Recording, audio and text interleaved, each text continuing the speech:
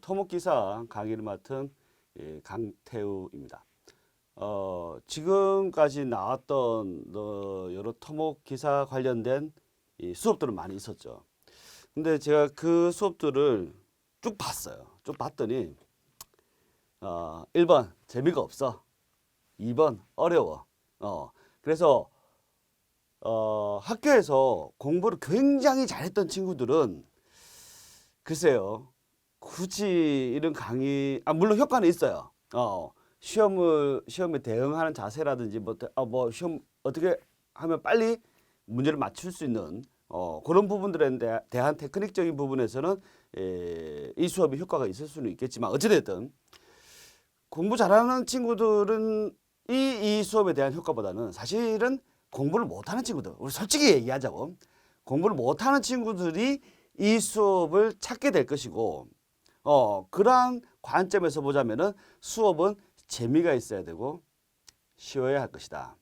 예, 아마 제가 OT 때도 설명을 아마 드렸을 건데 그래서 이 토목기사 과목 중에서 가장 기본이 되고 가장 꽈락이 많이 나고 가장 어려워하는 과목이 바로 응용역학이죠. 응용역학. 예, 그렇죠. 예. 근데 제가 학문적 깊이는 자신이 없어요. 저보다 뭐 워낙 뛰어난 사람들이 많이 있을 수 있죠. 그런데 저보다 더 쉽게 가르쳐 주는 사람은 없을 거라고 저는 생각이 듭니다. 이 수업을 듣고 응용역학이 이해가 안 된다면 죄송합니다만 토목기사는 뭐 텄습니다. 네, 이 수업 듣고 반드시 여러분들은 이해를 하게 될 겁니다. 100%는 필요 없어요. 우리는 적절한 점수만 받으면 되죠. 제가 OT 때 다 말씀드렸을 거예요. 어쨌든 첫 번째 과목 응용역학, 이 과목을 잘해야 다른 과목들도 다 쉽게 해결이 됩니다. 반드시 꼭 짚고 넘어가셔야 됩니다. 수업 굉장히 쉬워요. 한번 가봅시다. 아유. 가봅시다. 첫 번째 정전 구조죠. 응용역학은 크게 파트 1, 2, 3 세 가지로 나눠지게 되는데 첫 번째 파트가 정전 구조입니다. 제일 쉬운 부분이에요. 제일 쉬운 부분이지만은 제일 중요한 부분이고 제일 기본이 되는 부분입니다. 파트 1이 안 되면 파트 2가 안 되고 파트 2가 안 되면 파트 3가 안 돼요. 근데 공부를 못하는 친구들은 토목기사를 한 번에 못하는 친구들은 어려운 부분을 무조건 버려요. 그렇게 하면 안 돼요. 파트 1에서도 굉장히 어렵게 나오면 한도 끝도 없이 어렵게 나올 수 있어요. 그래서 적절하게 잘 대응하시면 되겠습니다. 어쨌든 봅시다. 정말 기본입니다. 정말 기본인데 기본도 안 되는 사람들이 있습니다. 이런 시험에 요즘 잘 안 나와요. 쌍팔년도 기사 시험에서는 나왔던 그런 문제들인데 그럼에도 불구하고 이 내용을 굳이 제가 설명을 드리는 이유는 정말 기본이기 때문에 이 기본이 없으면 다른 부분들을 할 수가 없습니다. 힘이란 게 뭐냐? 기본적으로 힘. 우리 역학에서 힘이라고 얘기를 하려면 다음과 같은 세 가지가 정의가 되어야 합니다. 첫 번째는 작용점. 어디에서부터 작용하느냐. 그 다음에 두 번째 방향. 어느 방향으로 작용하느냐. 세 번째 크기. 그러니까 어디서 어느 방향으로 얼마나 요것들이 다 정의가 되어져야만 우리가 힘 이렇게 얘기를 한다라는 겁니다. 아주 깊게 생각할 필요 없어. 힘 어디서 얼마나 어느 사실은 제일 중요한 거는 방향이에요. 방향. 여러분들 학교에서 아마 스칼라하고 벡터 요 얘기를 좀 많이 했을 거예요. 스칼라 벡터. 근데 스칼라와 벡터 값을 나눠주는 가장 근본적인 게 뭐냐면은 사실은 방향이에요. 방향. 그래서 방향이 정의가 되는 것들을 우리가 벡터라고 얘기하고 그런 거 없이 그냥 양만 얼마만큼 크기 이렇게 정의가 되는 것들은 스칼라 값이라고 보시면 됩니다. 막 고민할 필요 없어. 그냥 간단해. 방향이 있으면 다 벡터 값입니다. 다시 붙이고 우리 응용역학에서 다뤄지는 모든 값들은 벡터입니다. 벡터. 즉 방향이 나와야 한다라는 거예요. 그게 제일 핵심이에요. 방향이 나와야 된다는 거예요. 방향이 나와야 우리는 힘이라고 힘뿐만 아니라 모든 값들이 다 벡터입니다. 그래서 방향이 다 주어진다라고 보시면 되겠습니다. 나중에 정모멘트, 부모멘트 뭐 이런 것들도 있고요. 전공률, 부공률, 인장, 압축, 방향이 다 있어요. 다 나와야 됩니다. 오케이. 자, 그다음 뭐 얘기하려고 했는데 까먹었다. 요즘 제가 나이가 이게 노쇠해서 자꾸 까먹어요. 나 생각나면 이거 하나 얘기하려고 했어요. 유일하게 딱 한 개가 스칼라가 있어요. 딱 한 개가 스칼라인데 그거는 저 뒤에 가서 얘기할게요. 저 뒤에 가서 지금은 그냥 응용역학에서 다루는 모든 거는 다 벡터야. 벡터가 뭔데? 방향이 있는 거. 끝. 다음. 힘의 분해, 합성 요거만 하더라도 한참 시간이 걸리는 내용입니다. 근데 제가 여러분들 어여삐 기사 어떻게 하면은 이런 것들을 더 쉽게 할 수 있을까? 제가 연구를 해본 결과 이렇게 간단하게 정리를 할 수가 있다라는 겁니다. 첫 번째, 직각삼각형 닮은 비에 따른 힘의 분해 방법입니다. 어떤 힘이 있어요. FA라는 힘이 있고요. FA를 이 직각삼각형 이 세 변의 방향에 맞춰 가지고 직각이 중요합니다. 직각. 세 변의 방향에 맞춰서 FC란 부재와 FB란 부재로 분해를 하고 싶다. 직각 분해 많이 해야죠. 힘이 경사지게 있는데 이게 수직 방향 풀력, 수평 방향 풀력 이렇게 분해하고 싶다라는 거예요. 그래서 여러분들 학교에서 뭐 사인 코사 어쩌저쩌 했어. 뭘 바빠 죽겠는데 어떻게 해? 안 해. 그래서 어떻게 하느냐? 직각삼각형인 경우에는요. 이 길이 B와 힘의 비율이 같아요. 그래서 만약에 나와라. 만약에 3대 4대 5야. 길이 B가 3대 4대 5면 힘의 비율도 마찬가지로 3대 4대 5라는 거예요. 똑같아. 그래서 다시 봅시다. 제가 잘못 눌렀어요.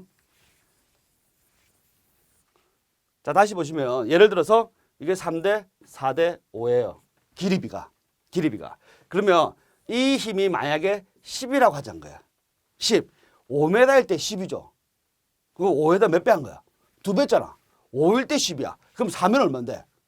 8. 3이면 얼마인데? 3이면. 6. 끝. 그러니까 이 FA라는 힘이 만약에 10이었다고 한다면 그리고 이 직각삼각형의 길이 비율이 3대 4대 5였다면 이 세 힘의 비율도 똑같이 3대 4대 5의 비율이 되어야 한다라는 겁니다. 계산하고 나발이가 없죠. 그죠? 네. 그래서 여러분들이 직각삼각형의 닮은 비율을 좀 외워주셔야 되는데 아주 기본적인 겁니다. 3대 4대 5, 1대 루트 3대 2, 1대 1대 루트 2, 5대 12대 13 이 네 가지밖에 없어요. 이거 중학교 2학년도 안돼. 중학교 2학년도. 이거 모르면 여러분들 중학생 안 해요. 자, 몰라도 아는 척 하자. 이거 아주 기본입니다. 직각삼각형의 닮은 비율입니다. 세 번째 항목이 빗변입니다. 그죠? 3대 4대 5 이렇게 나오겠죠? 그 다음 보겠습니다. 그런데 모든 힘들이 다 직각삼각형의 비율대로 분해가 되는 것은 아니겠죠. 아닌 경우는 사인 법칙 혹은 똑같은 말이에요. 람의 정리에 의해서 이 분해가 될 수가 있습니다. 이때 F1, F2, F3 세 힘이 있죠. 그죠? 이때 잘 보셔야 되는 게 어디가 세타 1, 세타 2, 세타 3인지를 확인해야 됩니다. 그냥 아무 영혼 없이 식만 외우는 사람들이 있어요. 그러면 써먹을 수가 없어. 자, 볼게요. F1, 여기가 F1이죠. 그죠? F1에 해당되는 각도 세타 1은 여기에요. 요거 보셔야 돼요. 요거. 마찬가지로 F2에 해당되는 값은 F3에 해당되는 각도는 세타 3입니다. 요 각도 보셔야 돼요.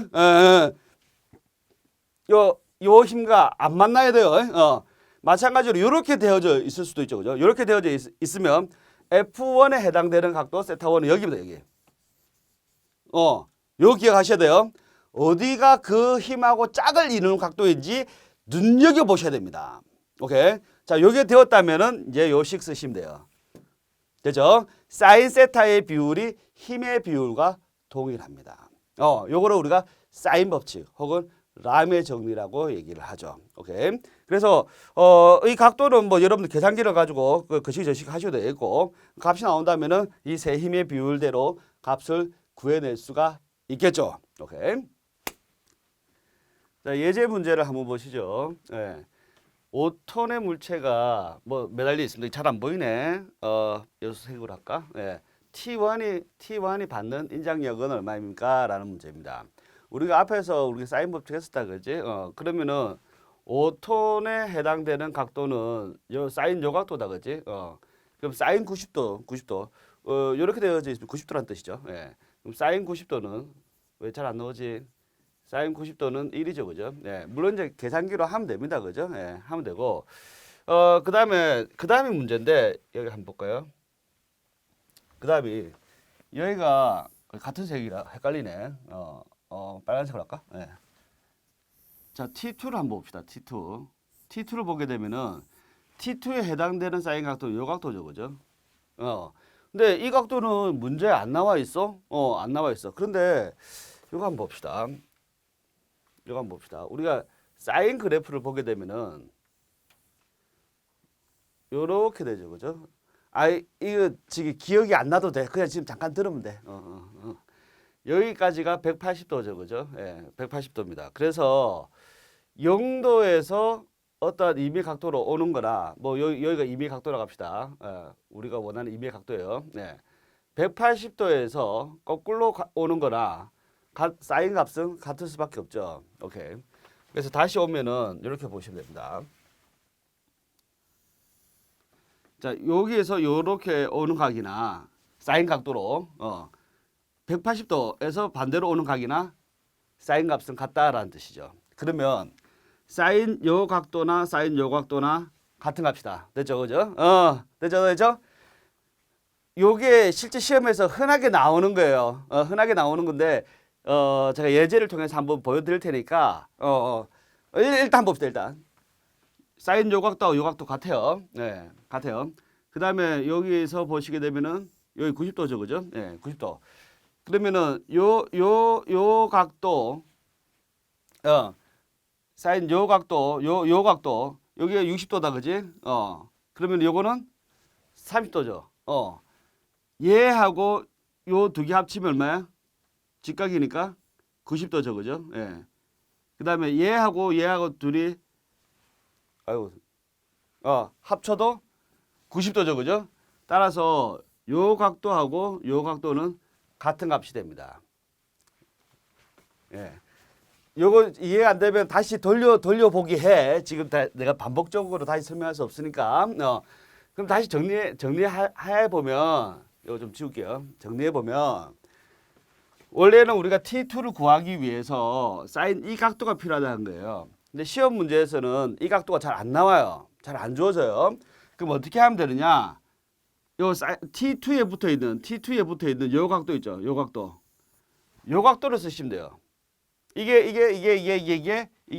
세타 2가 됩니다. 마찬가지로 지금 시험 문제에서 T1을 구하고자 한다, 그지? T1을 구하고자 할 때는 사인 요각도 요게 세타 1이 될 것이다. 그 얘기예요. 오케이. 식을 한번 적어볼게요. 라면 정리 식을 한번 적어볼게요. 5톤에다가 사인 90도. 처음 예제니까 제가 천천히 해드리는 겁니다. 는 T1에다가 사인 60도. 는 T2에다가 사인 30도를 한 것과 같다. 근데 얘가 1이죠, 그죠? 예, 모르면 계산기로 두들겨 보면 되죠. 나중에 하면 다시 보여드릴게요. 질문은 T1이죠, 그죠? 예. 요게 90도인 경우에요. 요게 90도인 경우에 요 값을 구하고 싶으면 요 힘에 붙어 있는 요 각도를 고려하면 된다. 요것만 기억하시면 돼요. 오케이.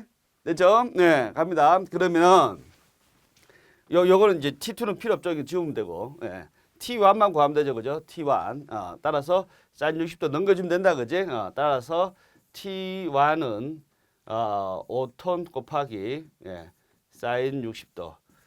이렇게 하시면 되겠죠. 사인 60도 뭐 2분의 루트 3인데 뭐 그렇게 나오는 경우도 있지만 실제로 얼마가 되는지 한번 계산을 해보죠. 5 지금 계산기 보고 계시죠? 5 곱하기 제가 아마 오리엔테이션 때 말씀드렸겠지만은 지금 여기 이쪽에 보시게 되면은 각도가 디그리 각도가 표현되어 있죠, 그죠? 디그리 보이죠, 그죠? 예. 요거 그 기본적으로 잘 확인하셔야 됩니다. 그래서 디그리 각도로 되어져 있는 거 확인해 주시고 사인 60 이렇게 하시면 되겠죠. 그죠? 하면은 얼마 나요? 4.33 이렇게 나오는 거지. 여기는 지금 2루트 2.5루트 3이죠. 그죠? 네. 어쨌든 이게 4.33 아이고 4.33 이렇게 나올 겁니다. 예, 4.33. 한번 해볼까요? 예, 2.5 곱하기 루트 3 이렇게 하시면 되겠죠. 그죠? 예, 그러면은 예, 4.33 똑같이 나오죠. 그죠? 예. 자, 이제 또 다른 예제를 한번 봅시다. 또 다른 예제. 문제를 한번 봅시다. 평면상의 한 점에 작용하고 있는 세 힘이 있는데 평형, 요게 핵심적인 게 이겁니다.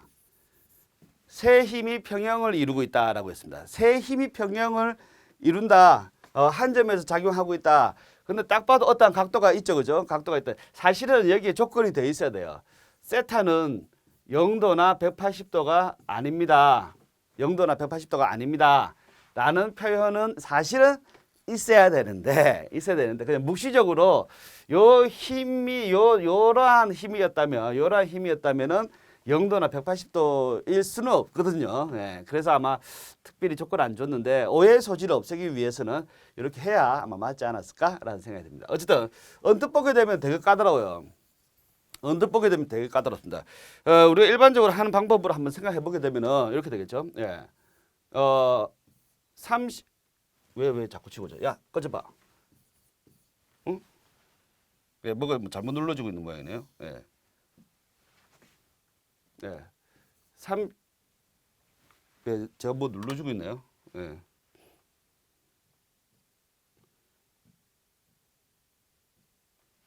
예, 30에 예.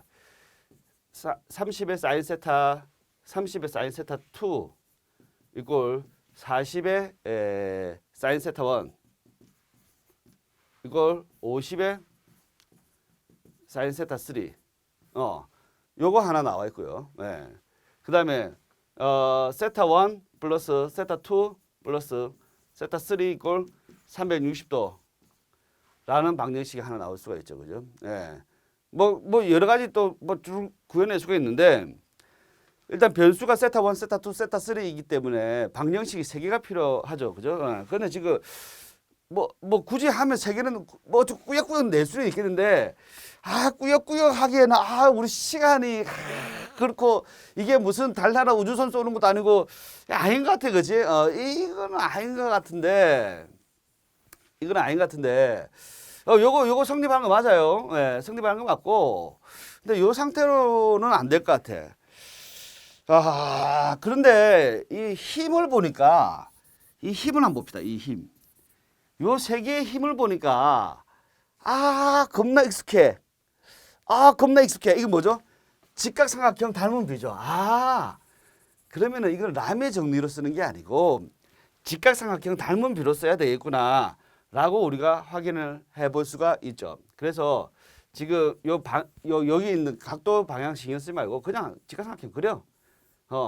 어쨌든 3대 4대 5라며 어쨌든 그러면은 힘이 30 40 50 이렇게 된다는 얘기죠. 오케이. 직각삼각형 닮은 비가 힘의 비율이 3대 4대 5 길이 비도 마찬가지로 3대 4대 5가 되겠죠. 똑같이 되겠지 뭐. 문제 없죠. 그죠? 문제 없죠. 질문은 뭐냐면 사인 세타 1의 크기는 얼마입니까? 라는 거죠. 사인 세타 1. 그럼 세타 1이 어디 있는지만 찾아주시면 돼요. 세타 1은 40에 해당되는 각도죠. 그죠? 40에 해당되는 각도. 그럼 40, 요 40에 해당되는 각도는 요게 세타 1이죠. 세타 1.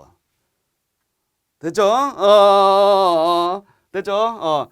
요것 때문에 제가 예제를 드린 거예요. 여기 세타 1이죠. 그럼 사인 세타 1, 사인 세타 1은 5분의 4가 되겠죠. 5분의 4.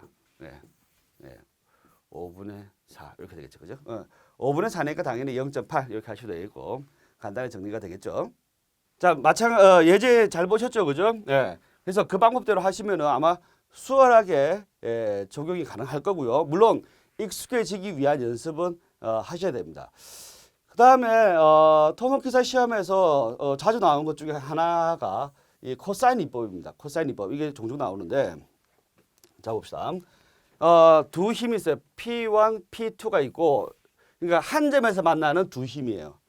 한 점에서 만나는 두 힘을 하나의 함력으로 표현하는 경우에 필요한 방법입니다. 그래서 이거 우리가 평형 사변형법이라고 얘기하는데 요 P2하고 동일한 요가 P1하고 동일한 요가 이렇게 되겠죠. 요 같은 거예요. 같은 거고 요 두 개 같은 거예요. 같은 거예요. 그래서 이 대각선을 긋게 되면은 그게 함력의 크기와 방향이 될 것입니다. 라는 게 바로 이 평형사변형법 혹은 코사인 이법이라고 보시면 되겠습니다. 그래서 원래 기본식은 사실은 이것까지는 사실은 필요고 요 식이는 요 식은 상관이 없죠. 그죠? 같은 식이에요. 같은 식. 그래서 R 제곱은 P1 제곱 플러스 P2 제곱 플러스 2P1 플러스 2P1 P2 코사인 알파 값이 됩니다. 이 알파가 어디에 있는 각인지 확인을 해 두셔야 됩니다. 오케이. 요것만 기억하시면 되겠죠. 네.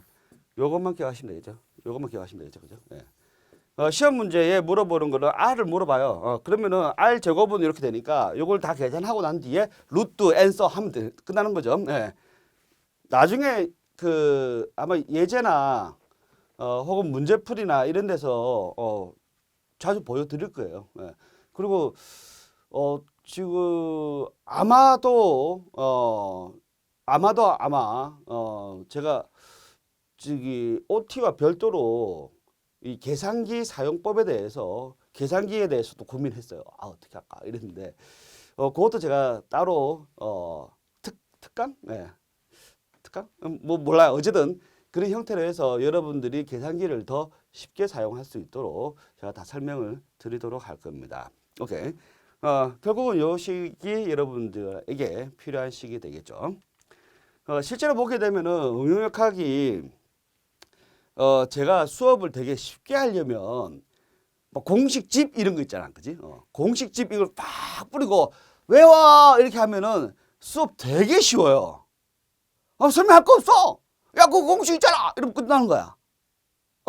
근데 제가 생각을 쭉 해보니까 공식을 외워봤자 이게 뭔 줄 알아야 쓰지. 그리고 실제로 보면 응용역학은 물론 이제 다른 과목들 뭐 과목마다 좀 특징이 있긴 한데 응용역학은 암기보다는 이해를 바탕으로 해야 되는 과목이라고 봅니다. 물론 공식을 좀 외우기는 해야 돼요. 해야 되는데 그 공식의 값은 사실은 몇 개 외워야 할 공식들은 사실 몇 개 없습니다. 지금 제가 한 10여 분 지금 강의를 했는데 이 시간 동안에 제가 이거 외워야 되죠? 이렇게 얘기한 거 몇 개 없어요. 몇 개 없어. 그리고 대부분 여러분들이 중학교 때나 고등학교 때 혹은 요즘에는 선행학습도 많이 하니까 초등학교 때나 네. 물론 배웠으나 까먹었지만 어쨌든 네. 그런 공식들이 대부분이었고 그 개수조차 몇 개 안 됩니다. 그죠? 네. 근데 개수는 제가 확실히 줄여 드릴 거예요. 그 어떤 수업을 들으셔도 외워야 할 공식은 제 수업보다는 더 많을 겁니다.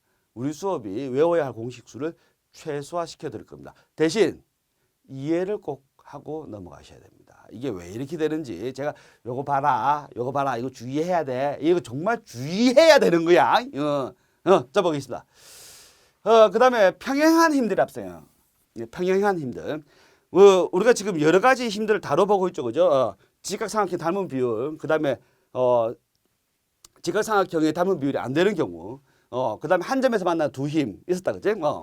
그 다음에 지금 보는 바와 같이 P1, P2, P3 세 힘이 있는데 세 힘이 평행해요. 안 만나는 경우예요. 뭐 세 힘이 되어도 좋고 네 힘이 되어도 좋고 두 힘이 되어도 좋습니다. 어쨌든 안 만나는 놈들이에요. 안 만나면은 우리가 뭐 사인 각도니 뭐 길이 비율이니 이런 것들을 쓸 수가 없잖아. 각도가 없으니까 평행하니까 각도가 없죠. 힘들이 만나는 각도가 없어요. 그러니까 각도를 쓸 수도 없고. 자 이런 경우에 쓰는 방법이 여기에 바리놉의 정리라는 겁니다. 바리놉의 정리인데 사실은 여기에 모멘트 1법하고 같아요. 같은 것들입니다. 어떤 컨셉이냐면 외울 것도 없어요. 외울 것도 없어요. 자 봐봐봐. 어떤 임의의 점이 있어. 임의의 점. 아무 점이나 상관이 없어. 아무 점. 여기도 좋고 여기도 좋고 여기도 좋고 여기 아무데나 상관없어. 그냥 내가 설명하기 편하기 위해서 그냥 그림이 편해서 그냥 여기 잡은 거에 불과한 거예요. 여기 잡아도 되고 여기 잡아도 되고 여기 아무 점이나 상관이 없어. 오케이? 아무 점이나 돼요. 저는 여기를 한번 잡아봤다 그 얘기입니다. 요 점에 대해서 한번 보자는 얘기입니다. 요 점에 대해서 P1 곱하기 P1은 요 힘이죠, 그죠? 요 힘 곱하기 요 거리, 힘 곱하기 거리를 했어요, 그죠? 힘 곱하기 거리. 요것을 우리가 모멘트라고 얘기할 건데 그건 나중에 다시 얘기할게요. 어쨌든 지금은 그러려니 하고 넘어갑시다. 힘 곱하기 거리를 한번 했어요. 됐죠? 예. 그다음 P2 곱하기 P2 요 힘 곱하기 요 점에서부터 P2까지 거리, 힘 곱하기 거리 또 한번 했죠. 그죠? 예. 마찬가지로 P3 곱하기 마찬가지로 P3까지 거리 X3 거리를 한번 했습니다. 그게 이 식이에요. 이 식 봅시다. P1 곱하기 X1 잘 안 보이네. P1 곱하기 X1, P2 곱하기 X2, P3 곱하기 X3 개별 힘 곱하기 거리, 개별 힘 곱하기 거리, 개별 힘 곱하기 거리를 한 것은 전체 합력 R은 P1 플러스 여기 있죠. P2 플러스 P3 요 세 힘을 합한 거와 같은 값이겠죠. 값은 당연히. 요 힘 곱하기 합력 곱하기 이 합력이 작용하는 거리 X바와 같겠다. 지금 여기서 구하고 싶은 건 뭐냐면 구하고 싶은 거는 합력의 크기와 합력의 위치 X바를 구하고 싶은 거예요. 어디에서 작용하고 있느냐. 자, 힘은 크기와 방향이 나와야 된다. 그지? 크기와 방향. 크기, 방향, 작용점 세 가지 있어야 되잖아. 어디에서 작용하고 있느냐는 거야. 어디에서. 그래서 정의를 하기 위해서 방향은 다 전부 다 윗방향으로 지금 흐르고 있잖아. 같은 방향으로. 그러니까 방향 나와 있어. 그 다음 크기는 하나, 둘, 세 개 합한 거 같은 크기겠지 뭐. 같은 방향. 오케이. 그러면 어디에서 X바 위치에서 지금 시험 문제에서 질문은 사실 이거예요. 핵심적으로 이걸 물어볼 거야. 어디에서 작용할 건데 이걸 물어볼 거라는 거예요. 됐죠? 네, 어디에서. 그래서 결국은 요렇게 나와야 됩니다. 요렇게. 자, 근데 이거 외울 필요도 없어. 자, 컨셉 간단해요. 개별 힘 곱하기 거리, 개별 힘 곱하기 거리, 개별 힘 곱하기 거리 한 것은 전체 합력 곱하기 합력이 작용하는 거리 X바를 한 것과 같다. 그럴 것 같잖아. 하나 각각 하는 거나 한꺼번에 하는 거나 같을 거 아니야. 그거야. 그거를 바리롱이라는 놈이 우리나라 사람은 아니겠죠. 바리롱이라는 놈이 정의를 했고 그래서 이름을 바리롱의 정리라고 얘기를 하는데 이게 나중에 합성 단면에 도심 구할 때 쓰는 모멘트 1 정리와 같은 컨셉이에요. 개별 힘 곱하기 거리, 개별 힘 곱하기 거리, 개별 힘 곱하기 거리, 개별 힘 곱하기 거리 한 것은 전체 합력 곱하기 합력의 거리, 합력의 작용점 X바를 곱한 거와 같다. 그래서 결국 뭘 구할 건데 X바를 구해내야 할 것이다. 그 얘기입니다. 나머지는 다 주어졌으니까. 그래서 실제 계산기에서 요거 하고 R을 그냥 나눠버릴 거예요. 그렇게 할 거예요. 자, 이제 바리롱의 정리 예제를 한번 보죠. 이 문제는 사실 좀 함정이 좀 있습니다. 함정이 좀 있기 때문에 여러분들이 좀 조심하셔야 되는데, 일단 한번 봅시다. 10톤의 힘을 P1, P2로 분해한다. 이 문제에서 가장 큰 함정. 그 다음에 실제로 보게 되면은 이 질문이 꽤 많이 오는 경우가 바로 요겁니다. 분해 때문이에요. 그래서 분해. 10톤의 힘을 P1, P2로 분해한다는 얘기는 뭐냐면은 P1하고 P2를 합친 게 10톤이 된다. 즉, 요 하나의 힘으로 두 개의 힘을 하나의 힘을 가지고 두 개를 쪼개준다. 이런 개념이 되는 겁니다. 오케이, 요거 잘 생각하셔야 돼요. 요거하고 반대되는 개념이 뭐냐면 평형을 이룬다요. 평형을 이룬다는 반대되는 개념입니다. 이건 반대예요. 네. 평형, 자, 지금 보세요. 10톤이 위로 하고 있죠. 위로 10톤이에요. 위로 10톤이 가고 있죠. 분해한다라고 했으니까 결과론적으로 얘가 돼야 돼요. 얘 둘을 합치면 얘하고 결과가 같아야 돼요. 그러면 P1하고 P2하고 합치면 위로 가는 힘이 나와야 되죠. 여기에 분해한다라는 컨셉의 말이 됩니다. 근데 반대로 평형을 이룬다라고 하면 이 세 힘의 합은 제로가 되어야 합니다. 그럼 10톤이 위로니까 위로 가고 있으니까 P1, P2는 아래로 10톤이 되어야 평형이 될 거 아니야. 서메이션 FY 이퀄 제로. 평형 움직이지 않는다. 오케이? 근데 분해한다라는 이 말의 의미는 한국말이 어렵죠. 예. 분해한다라는 말의 의미는 결과론적으로 얘가 돼야 된다. 그 얘기예요. 위로 10이 나와야 된다. 요거 조심하셔야 됩니다. 예, 말장난이에요. 별거 아닙니다. 그렇게 중요한 거, 복잡한 거 아닙니다. 예. 그러면 결국은 자 다시 볼게요. P1하고 P2하고 예. 제가 이거 눌렀는데. 예. P1하고 P2하고 합치면 요 둘의 합은 위로 10이 됩니다. 요거 기억하셔야 됩니다. 요게 첫 번째입니다. 예, 요게 첫 번째입니다. 됐죠? 예. 문제점. 자, 그다음에 예. 이제 일단 위로 10이 돼야 됩니다. 이제 하나 나왔어요. 자, 그다음에 분해한다라는 거는 똑같은 역할을 해야 된다는 거니까 어느 점이든지 같은 모멘트가 되어야 합니다. 예, 어느 점이든지 뭐 A 점도 좋고 B 점도 좋고 C 점도 좋고 여기도 여기 아무 점이나 다 좋은데 계산이 좀 편한 데가 낫지 않겠어요? 계산이 어디가 제일 편해요? 예, 아무 때나 다 편하죠. 아무 때나 다 편하죠. 자, 그러면은 지금 우리는 지금 우리 해설에서는 B점을 중심으로 했네요. 그죠? 예.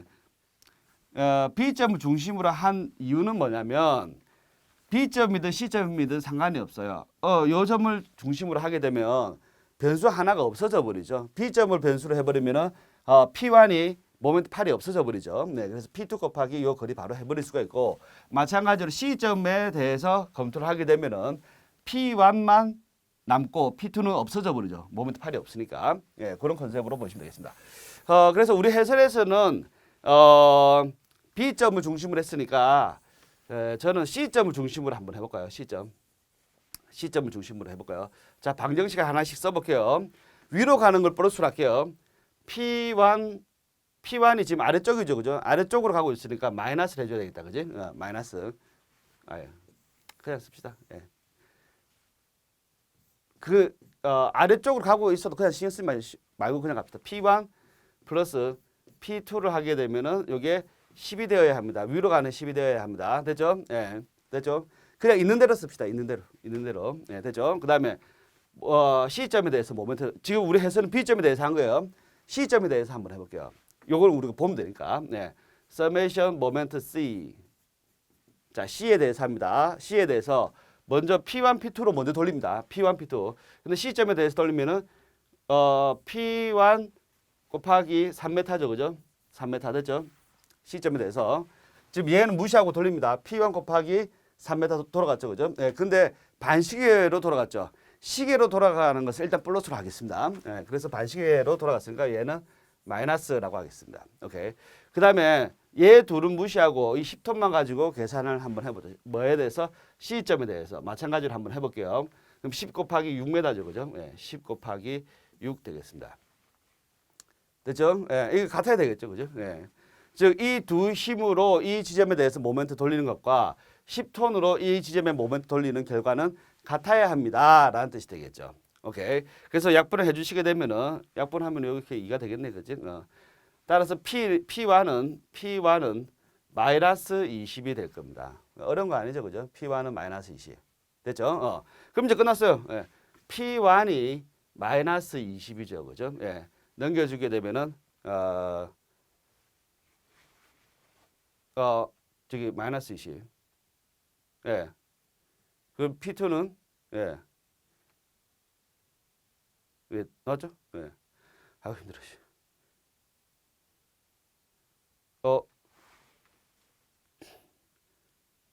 지금, 예.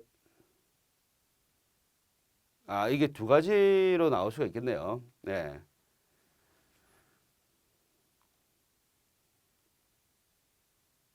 지금 P1이 마이너스 20. 내가 늙어서 그래. P1이 마이너스 20이라는 얘기는 이쪽 방향으로 20이라는 얘기죠. 그죠? 예. 20이라는 얘기죠. 지금 이 식만 보면은 헷갈릴 수 있겠네요. 이 식만 보면은. 예. P1이 마이너스 20이라는 얘기는 위로 20이라는 얘기죠. 그죠? 예. 따라서 P2는 요 방향에 대해서 마이너스로 가야 되겠죠. 그죠? 예. 마이너스 이 방향에 대해서 반대 방향이니까 마이너스 10 이렇게 돼야 되죠. 그래야 이 두 힘을 합하면은 10이 되겠죠. 요 식을 잘못 보면은 자, 여기까지 문제 없고요. 예. 요 식을 잘못 보면은 여기가 마이너스 20이니까 P2는 그러면 30이 이렇게 돼 버리거든요. 그러면은 힘드네요. 예. 그래서 그냥 식을 쓰면은 또 헷갈릴 수 있겠네요. 그죠? 오히려 더. 예. 그냥 그림을 보면 간단한데 그래서 위로 가는 걸 플러스로 하기 위해서 P2 마이너스 P1 P1은 화살표 방향대로 보게 되면은 요게 위로 10 이렇게 되어야 헷갈리지 않겠네요. 오히려. 그래서 P1이 아까 마이너스 20 나왔죠. 그죠? 예. 그러면 마이너스가 플러스가 되겠네. 그지? P2 플러스 20 이꼴 10이 되겠죠. 따라서 P2 이꼴 마이너스 10 이렇게 나오겠네. 그지? 이렇게 해야 안 헷갈리겠네. 그지? 그냥 P1 플러스 P2 그냥 지금 우리 해설처럼 이렇게 하면은 헷갈릴 수 있겠네. 그지? 헷갈릴 수 있겠네. 이렇게 하면 헷갈리겠네. 그지? 이렇게 해야 안 헷갈리겠네. 이렇게 해야. 네. 요거는 나중에 제가 좀 정정을 요게 아주 틀렸다고 볼 수는 없는데 오해의 소지가 있으니까 요거는 제가 좀 정정을 해 두도록 하겠습니다. 자, 발효능의 정리 별거 아니죠. 그죠? 네, 한번 봅시다. 그다음에 제가 잠깐 얘기하다 말았는데 힘 곱하기 거리가 모멘트라고 얘기합니다라고 얘기했다. 그지? 잠깐. 방금 전에 그지? 잠깐 얘기했어요. 그죠? 네, 좋아요. 근데 이 모멘트가 뭐냐 한번 보자라는 겁니다. 모멘트. 물론 이제 학교에서 했다. 그지? 학교에서 했는데 예, 뭐 했다. 그지? 근데 여러분 했지만 조금 더 확인하는 차원에서 정리를 한번 해보도록 하죠. 이 모멘트라는 것을 얘기하기 위해서 임의점이 하나 있어야 돼요. 임의점. 그래서 되게 시험 문제나 뭐 어느 표현이나 A 지점에 관한 모멘트, C점에 관한 모멘트, 어떤 특정한 위치가 통상적으로 지정이 됩니다. 반드시. 그래서 요 값이 나오고요. 그다음에 이 지점에서부터 어떤 힘이 있으면 이 힘까지 가는 최단 거리는 수직거리가 되겠죠. 그죠? 네. 예를 들어 보면은 자, 요렇게 힘이 있어요. 요 점이 있으면은 요 거리를 우리가 모멘트 8 거리라고 얘기하는데 요 거리가 가장 짧겠죠. 그죠? 예. 요 거리보다는 그지? 그래서 요 가장 짧은 거리는 항상 수직으로 만나게 되겠죠. 그죠? 좋아요. 그것을 우리는 뭐라고 얘기하냐면은 모멘트 8이라고 얘기합니다. 오케이. 그러면은 요 지점에 대해서 보게 되면 이렇게 힘이 돌면 이렇게 회전하는 방향의 현상이 발생하겠죠. 이러한 것을 이렇게 회전하는 이러한 것을 우리가 모멘트라고 얘기를 합니다. 오케이. 회전. 보통 그 비전공자들은 모멘트 이게 뭐야 이런데 회전하는 거죠. 그죠? 회전하는 거. 힘이 회전하는 거 이게 모멘트죠. 그래서 힘 곱하기 거리 한번 하면 되겠고요. 그래서 우리가 표현은 여기 이제 A 지점이라고 한다면은 A 지점에 관한 모멘트는 힘 곱하기 거리 L로 정의가 됩니다. 별거 아니다, 그지? 별거 아니에요.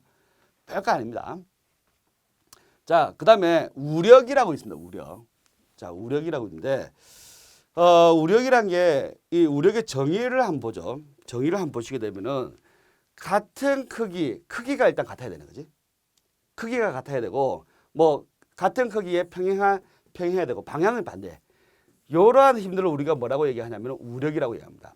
그러면 우력을 설명하기 위해서 두 가지가 정의가 되어야 하네요. 그죠? 네. 힘의 크기가 같고 만나면 안 돼. 두 힘이. 만나면 안 되고 크기는 같아야 돼요. 근데 방향은 반대해야 돼. 이렇게. 네. 방향은 반대해야 돼. 여기 보면 힘 P 똑같죠. 그죠? 힘의 크기가 같고 서로 안 만나네요. 그죠? 평행한 힘들.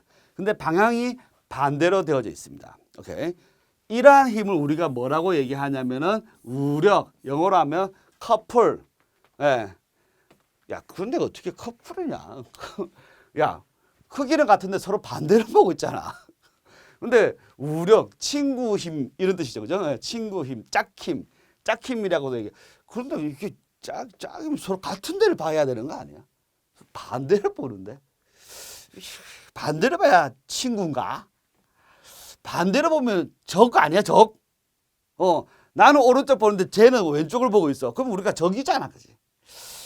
모르겠어요. 왜 이런 용어를 썼는지는 제가 안 썼으니까 저한테 뭐라고 하지 마세요. 좋아요.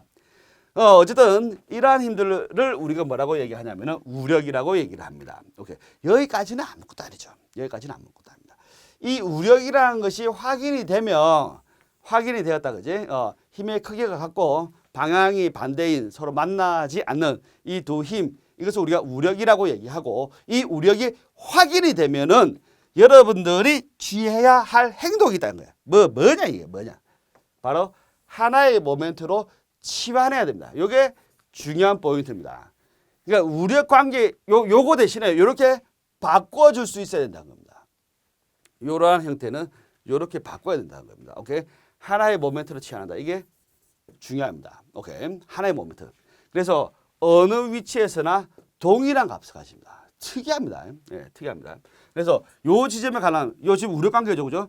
요 지점에 관한 모멘트나, 요 지점에 관한 모멘트나, 요 지점에 관한 모멘트, 요 지점은 어느 지점에 관한 모멘트를 다 구해도 모멘트 값은 P 곱하기 X로서 우력 모멘트로 같다. 오케이. 이게 나중에 굉장히 효과적으로 활용이 될 수 있습니다. 아주 효과적으로. 그래서 요 상태를 아주 눈여겨 보셔야 돼요. 요 상태. 이거 근데 이거 뭐지? 우력이 뭐 어떻게 하라고 그랬지? 하나의 모멘트로 치환해라. 요게 핵심입니다. 오케이. 그다음에 좀 응용을 하자면은 요게 여러 개의 힘도 하나의 힘으로 우리가 치환할 수 있죠, 그죠? 바레롱의 정리에 의해서. 이것도 마찬가지로 아래로 가는 세 힘이 있다면은 이것도 치환할 수가 있죠, 그죠? 네. 근데 이렇게 치환된 두 힘이 역시 우력 관계에 있다면은 이 구조의 전체는 마찬가지로 우력 관계에 있다라고 볼 수가 있다는 겁니다. 오케이. 됐죠? 자, 우력에 대해서 한번 보죠. 우력. 예. 문제의 핵심이 우력이 작용하고 있습니다. 강체란 말이 있는데 이 강체는 나중에 저 뒤에 우리가 뭐 종종 다시 얘기가 되겠지만 굉장히 단단한 구조체. 정확하게 얘기하면은 강성이 이 무한대인 구조, 엄청 단단한, 절대로 휘어지지 않는 그러한 것들을 우리가 가정해서 강체라고 얘기합니다. 신경 쓸 필요 없어요. 그냥 안 움직인다 끝. 예. 근데 여기에서 이 문제에서 핵심은 뭐냐면은 우력이란 말이 핵심입니다. 우력이 작용하고 있다. 우력이 작용하고 있다. 우력은 결국 이렇게 된다는 얘기죠. 예. 뭐 예를 들어서 하중이 10이 있다면은 두 힘의 크기가 같고 방향이 반대이다. 요거죠. 예. 그다음 요놈은 하나의 모멘트로 바꿀 수가 있다. 그렇죠? 예. 여기 핵심이죠. 예, 좋아요. 작용하고 있다. 그다음 또 뭐가 있었습니다. 또 어느 시점에서나 모멘트는 동일하다. 모멘트는 일정하다. 요거였죠, 그죠? 예. 그래서 A점하고 B점, C점의 모멘트가 MA, MB, NC라고 한다면은 옳은 것은 당연히 어느 시점에서나 모멘트는 동일하다. 이게 굉장히 쉬운 거죠, 그죠? 굉장히 쉬운데 이거 아무것도 아닌데 그냥 우력이 뭐지? 짝힘 요거 어느 지점에서나 모멘트 동일하다. 요것만 기억하고 있으면 아무것도 아닌데 이걸 모르고 있으면 제일 큰 것 같은데. 뭐 보기 예를 들어서 보기 1번에 이렇게 나옵니다. MA, MB, 뭐 MC 뭐 이런 식으로 나와요. 예를 들면 보기 2번 MA 이걸 MB 이걸 MC 이런 식으로 나와요. 네, 그래서 뭐가 뭐 3번, 4번 마찬가지로 있겠죠, 그죠? 네, 아무것도 아니지만은 한 번만 이해를 해주시게 되면은 쉽게 풀 수 있는 그런 내용으로 보시면 되겠습니다.